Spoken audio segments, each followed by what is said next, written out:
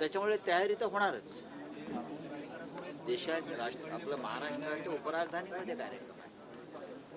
खूप काळानं इथे एक मोठा कार्यक्रम आम्ही घेतला आहे. त्या कार्यक्रमात अडथळे आणण्याचे शासकीय प्रयत्न सुरू झालेले आहेत. ते सर्व अडथळे आम्ही पार करतो. म्हणजे होर्डिंग लावू द्यायचे नाही, बॅनर लावू द्यायचे नाही, परवानग्यांचा विषय आहे. जे जे काही गोष्टी करणं शक्य आहे त्या जरी होत असल्या तरीही हा रामरक्षा आंदोलन हिंदुत्वाचा जो आहे तो आम्ही तडीसने पूर्ण करू. उद्या राणा दाम्पत्य सुद्धा हनुमान चालीसा पठण करणार आहे. मला माहिती या कोण काय करत आहे ह्याच्यावरती आमचा कार्यक्रम अवलंबून आहे. हा एक राष्ट्रीय स्तरावरचा कार्यक्रम आहे. शिवसेना ही या महाराष्ट्रातल्या हिंदुत्वाची जनक आहे, लक्षात घ्या. आजही मातोश्री ही हिंदुत्वाची राजधानी मुख्य केंद्र आहे. जर कोणाला असं वाटत असेल की आम्हीही हिंदुत्ववादी आहोत तर राम मंदिराच्या लुटीविरुद्ध जे आम्ही एक मोहीम उघडलेली आहे त्याच्यामध्ये सगळ्यांनी सामील व्हायला पाहिजे. यात का राजकीय पक्षाचा प्रश्न नाही आहे ना. आम्ही माननीय देवेंद्रजींना आमंत्रण दिलेलं आहे. आम्ही सरसंघ चालक परमपूज्य त्यांना आमंत्रण दिलं आहे. आम्ही काँग्रेसच्या नेत्यांना आमंत्रण दिलं आहे. आम्ही राष्ट्रवादी काँग्रेसच्या नेत्यांना आमंत्रण दिलेलं आहे. आम्ही सगळ्यांना बोलवलेलं आहे. प्रभू श्रीराम हे सगळ्यांचे आहेत.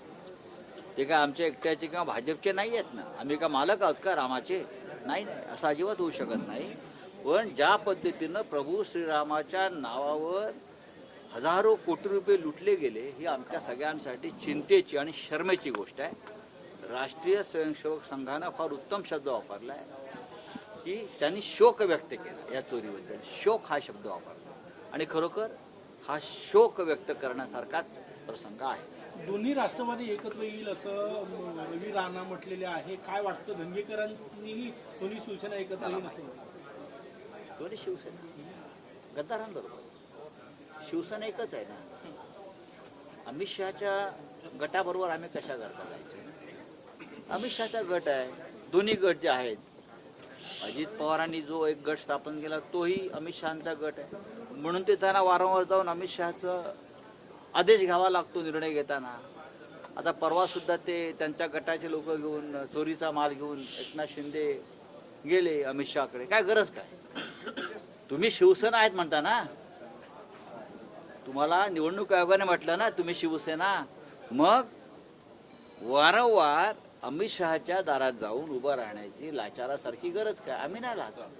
आमची शिवसेना आहे बाळासाहेब ठाकरेंची. आम्हाला गरजच नाही.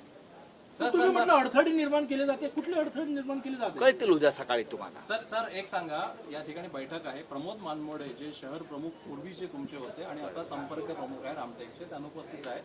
काय त्यांनी परवानगी मागितली आहे किंवा आणखी कोणी नेते तुम्हाला दिसले जे अनुपस्थित आहेत? नाही सगळे आलेले आहेत. ते एखाद दुसरा कार्यकर्ता नसेल त्याचा प्रश्न आहे. पण आता बघितलं किती मोठ्या संख्येने कार्यकर्ते येत आहेत जात आहेत.